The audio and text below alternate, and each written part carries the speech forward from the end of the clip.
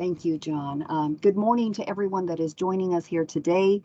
This is Friday, May 6th, and we are starting at 10:09 a.m. This is the regularly scheduled meeting for Private Probation Services Council. And as the first order of business, I will go ahead and do our roll call vote. My name is Roxana Gamusio. I'm the Executive Director with this program. And if you could just unmute yourself as we do roll call to make sure we have quorum. Judge Leary Logan. Present. Thank you, sir. Judge Lynn Alexander. Here. Thank you, ma'am. Judge Brody Kane is not going to be able to join us today. Judge Gary Starnes. Judge Starnes might be able to join us shortly, but if he does not, I've got him so far not here with us. Michael Wright. Here. Thank you. And Stacy Kelly. Here. Thank you. That is 4 members out of our 7-member council, and so that is quorum for us to be able to proceed as first order of business. Roll call has been met. I will then just read notice of the meeting. The notice of this May 6, 2022 board meeting for the Private Probation Services Council was posted to the Private Probation Services Council website since August 12th of 2021.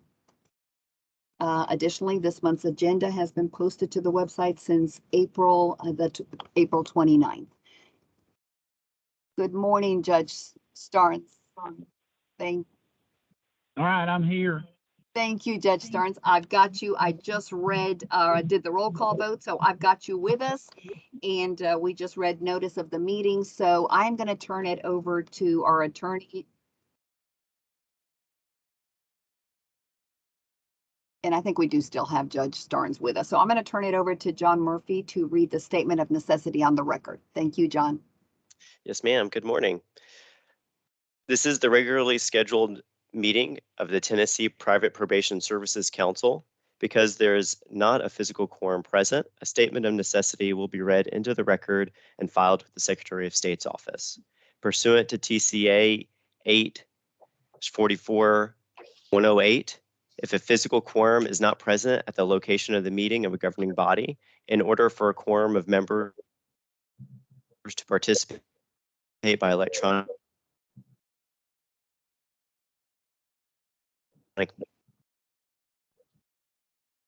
means, the governing body must You're cutting make a out. determination. John, you're cutting in and out for some reason. I'm not sure why, but we can wait to see if you work with your mic and see. That a necessity.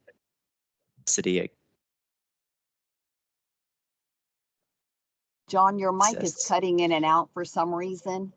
I don't know if you want to take the headset 8. off and see if that helps.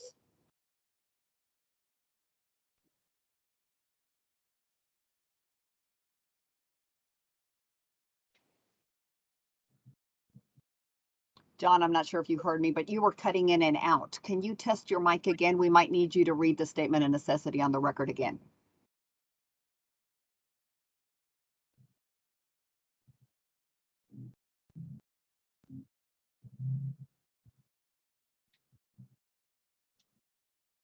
Hear me, John?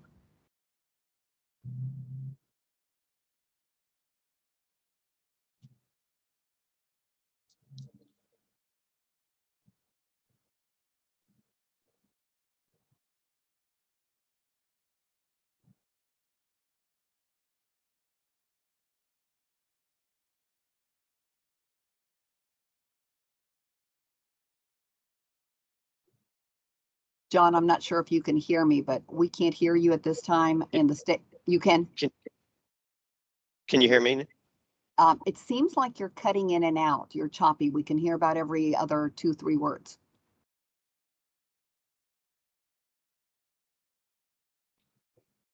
Okay. Try it again. Can you hear me better? Yes, that is much better. Okay. Do you Okay. mind rereading the statement of necessity? No, ma'am. All right. This is the regularly scheduled meeting of the Tennessee Private Probation Services Council. Because there's not a physical quorum present, a statement of necessity will be read into the record and filed with the Secretary of State's office. Pursuant to TCA 8-44-108, If a physical quorum is not present at the location of the meeting of a governing body, in order for the quorum of members to participate by electronic means, the governing body must make a determination that a necessity exists. Furthermore, TCA 844-108A3 defines necessity as a matter to be considered by the governing body at that meeting, requiring timely action by the body. The physical presence of a quorum of the members is not practical in the period of time required action, and that participation of a quorum of the members by electronic or other means of communication is necessary. This is the regularly scheduled meeting of the Tennessee Private Probation Services Council, and the necessity of this meeting with members attending by teleconference means is to conduct timely matters of the council that must be discussed and decided prior to the next meeting. All votes will be conducted by roll call vote. That completes the statement of necessity. Thank you, John. Having heard the statement of necessity, we will need a motion and a second to accept this. Judge Logan, I move we accept it. Thank you. Do we have a second? I'll make a second. Thank you, Judge Stearns. We have a motion and a second by roll call vote to accept the statement of necessity. Judge Logan, Aye. Judge Alexander, Aye. Judge Stearns, Aye. Michael Wright, Aye. and Stacy Kelly. Aye. Thank you. Moving on with our agenda, we would need a motion also to accept the agenda as it was posted on the board's website on April the 28th, unless the members have any particular changes they'd like to see.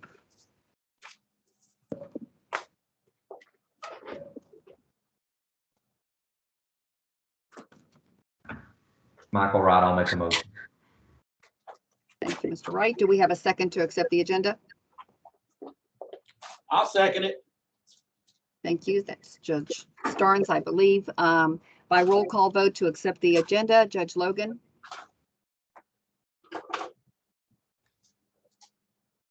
Aye. thank you. Judge Alexander, Aye. Judge Stearns, Aye. Michael Wright, Aye. thank you, and Stacy Kelly. Aye. Thank you.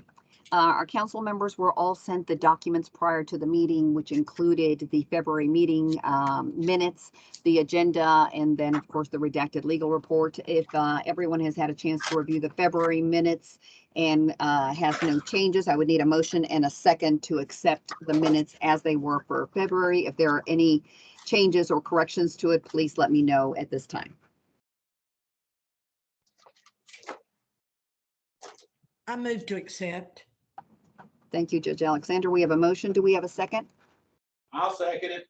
Thank you, Judge Stearns. We have a motion and a second by roll call vote to accept the February meeting minutes as they were presented. Judge Logan, Aye. Judge Alexander, Aye. Judge Stearns, Aye. Michael Wright, Aye. and Stacy Kelly. Aye. Thank you. Moving on with our agenda, we're into the director's report, which is just a simple piece this particular meeting. I want to make sure to let the members know that our budget is still pretty much in line, nothing different. We've discussed it many times. We've got numbers through the end of March only, and that brings the program to a reserve balance of $580,769. February, of course, did have a surplus, but that's because the quarterly reports are due on that month. March is again at a deficit, but given that we've discussed our reserves and how the program is functioning, I don't think there's anything else that is needed, but I'm always available to answer questions, whether during our meeting or afterwards. Again, that leaves us with a reserve balance of $580,769. Are there any questions from any of our council members? Okay, hearing none, we are on to the legal report. I will mute myself and turn this over to John Murphy. Everyone received the copy of the redacted report, so hopefully you've had a chance to review it. John, it's all yours. Thank you, Roxana. We have two cases on the legal report for the council's consideration. We're going to start with the case number one. They both arise out of the same complaint. And we're going to start with number one. This case arises from an anonymous complaint submitted in December 2021 alleging unlicensed activity and other violations of the council's laws and rules. The complaint alleged that the licensed private probation company, the respondent, and their unlicensed probation officers were signing warrants and violating probationers without proper training or knowledge. Furthermore, that they were violating probationers on closed cases and keeping them on probation. A valid license was found for the respondent, but no license was found associated with the names of the probation officers provided by the complainant. Counsel requested an investigation. An investigator held interviews and obtained sworn statements from the company employees and the respondent. The investigator noted that all parties associated with the matter was extremely cooperative during the course of the investigation. Of the probation officers, one of the probation officers was properly licensed but was married and legally changed their name. The probation officer admitted that she never notified the program of her name change for licensing purposes, but denied any intentional misconduct. The probation officer adamantly denied ever having violated probationers without just cause or violating any clients after the probation had closed by the court. The other probation officer was unlicensed, which is addressed in the below complaint. The respondent provided a sworn statement concerning the hiring of the unlicensed probation officer and other reporting issues. The respondent admitted that the officer wasn't yet registered or licensed. The respondent explained that the officer was in the process of transferring credit hours from one university institution to another in the hopes of attaining the associate's degree in order to meet the requirements. The respondent stated that the officer was provided at least 40 hours of training through office and conducted a TBI background check. However, the respondent admitted that the fingerprinting hadn't been submitted. The respondent supplied documents and materials supporting this assertion. The respondent denied having ever violated a probationer on a closed case and warrants being taken out against probationers until after being reviewed and signed off by the presiding judge. The council's rules have several reporting requirements to ensure the vulnerable population served by the private probation companies are protected. Reporting requirements include, but are not limited to, all private probation officers are required to supply fingerprint sample and submit to a criminal history records check conducted by the TBI prior to being employed. Companies must provide the names of employees who will supervise probationers and describe their credentials, and companies must notify the council within 30 days of change in the information that's submitted in their approved license application. Respondent hired the officer before obtaining a fingerprint sample without proper educational or professional experience requirements and failed to notify the council of the change of information required by the rules. A recommendation is to authorize a civil penalty of $5,000 for violations of unregistered practice and a $3,000 civil penalty for violations of non-compliance reporting by consent order and formal charges thereof.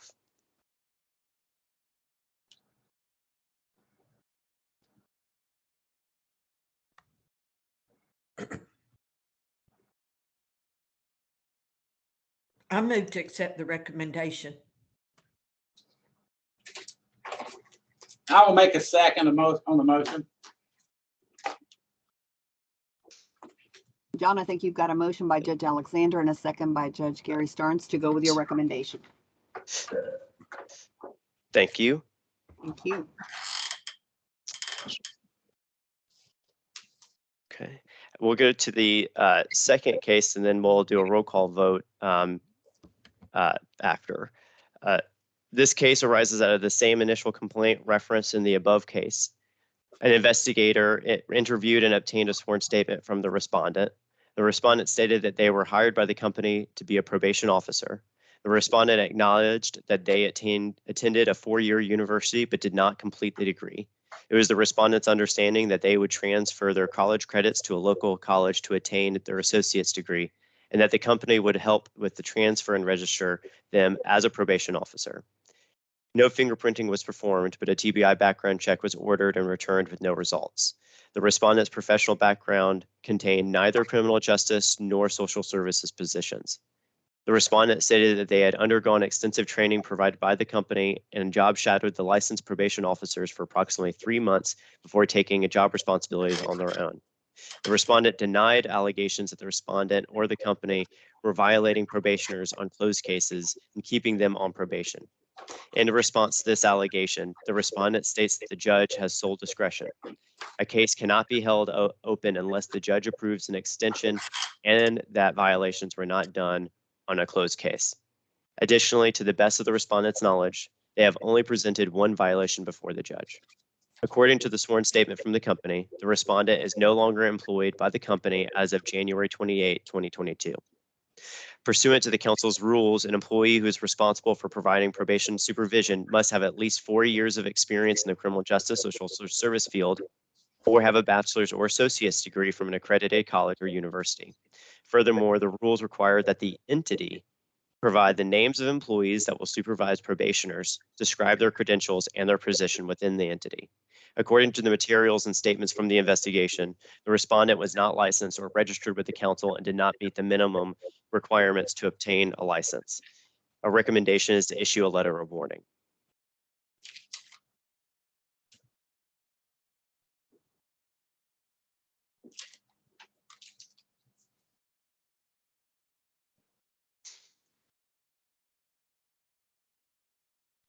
I move to accept the recommendation. I'll second the motion. Wonderful. For the second complaint, we have a motion by Judge Alexander and a second also by Judge Starnes. So at this point, the decision is to accept both of the cases based on John Murphy's recommendation. So having no further discussion or questions regarding those, I will proceed with roll call vote to make sure that everyone is in agreement of accepting both of these as recommended. Judge Larry Logan, Aye. Judge Lynn Alexander, Aye. Judge Gary Starnes, Aye. Michael Wright, Aye. and Stacy Kelly. Aye. Thank you very much, Michael. Thank you. Great job with all of this. I will move on then to our new order of business, and I have nothing in hand. John Murphy, I don't know if you do, but otherwise, Judge Alexander, you might have something, or if there's anything else that the council wants to discuss, this would be the opportunity before we wrap up.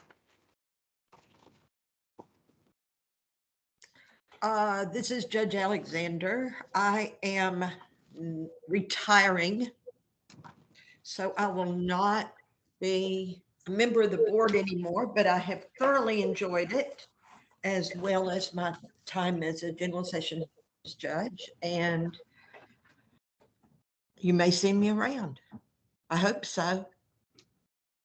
But thank you all. Congratulations. Thank you. Judge Alexander, this is Judge Logan. It's been a pleasure. Well, thank you so much. Maybe we can get, I Maybe have we a get- position in August, so I might be retiring.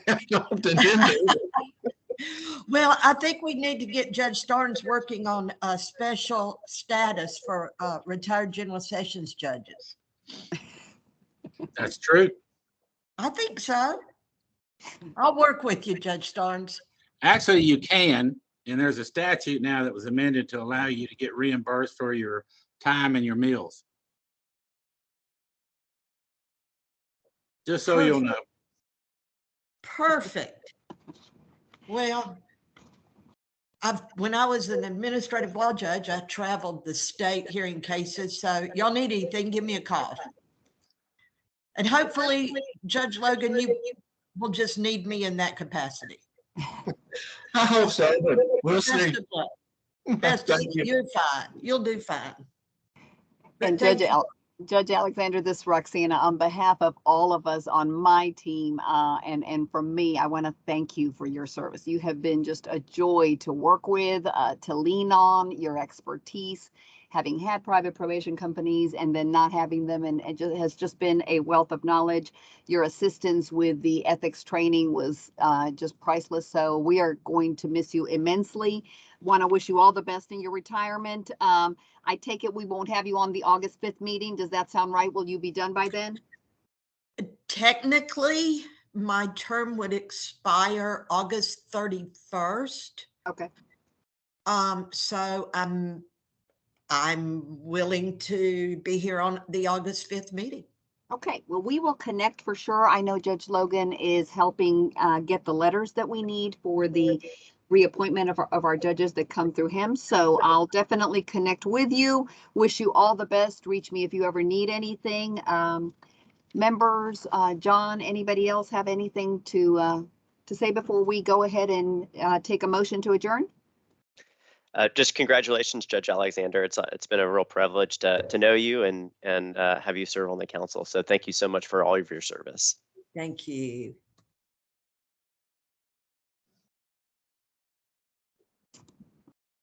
Council members, seeing nothing else, we would need a motion to go ahead and adjourn, and it is 10:29.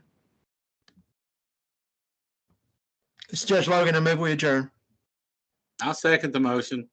Thank you, Judge Logan and Judge Stearns. I don't believe I need roll call vote to get us to conclude. Thank you, everyone, for being on the meeting and your time today. All the best to Judge Alexander. And if you need anything, you all know where to reach anyone on my team. Wish you all the best. Take care. Bye-bye. Bye-bye. Bye-bye. Thank you. Bye-bye.